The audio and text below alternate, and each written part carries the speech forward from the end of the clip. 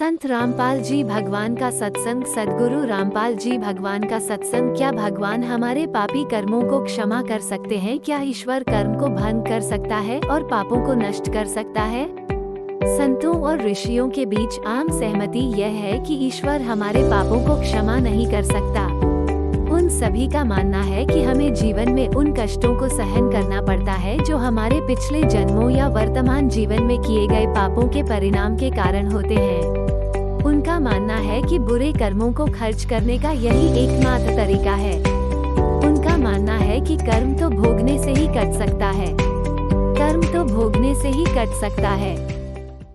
कर्म पर गुरु बृहस्पति के विचार। श्रीमद् देवी भागवत गीता प्रेस गोरखपुर से प्रकाशित में गुरु बृहस्पति भी देवताओं से कहते हैं कि पिछले जन्मों में किए हुए बुरे कर्मों को वर्तमान जीवन में भोग कर समाप्त करना होता है।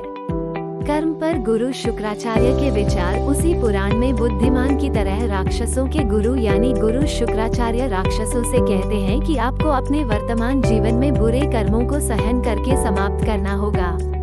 उन्हें माफ नहीं किया जा सकता। हालांकि यह पवित्र वेदों में वर्णित उस बात के बिल्कुल विपरीत है जिसमें कहा गया है कि ईश्वर पापों को क्षमा कर सकता है। इससे पता चलता है कि देवों और दैत्यों के गुरुदेव को भी पूरा ज्ञान नहीं था। सत्य क्या है? यजुर्वेद स्पष्ट रूप से वर्णन करता है कि ईश्वर आपके पापों को क्षमा कर सकता है। यजुर्वेद अध्याय 8 मंत्र 13 में कई बार कहा गया है कि भगवान पापों को क्षमा कर सकते हैं। यहाँ तक कि सबसे जघन्य पाप भी भगवान द्वारा क्षमा किए जा सकते हैं।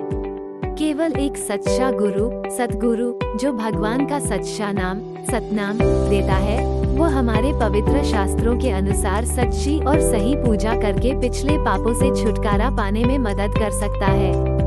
कबीर साहिब कहते हैं, कबीर जबहि सत्य नाम हृदय धरियो भयो पाप को नाश। मानो चिंगी अग्नि की परी पुरानी घास। भगवान का सच्चा नाम सतनाम पापों को नष्ट कर सकता है, जैसे आग सूखी घास को नष्ट कर देती है।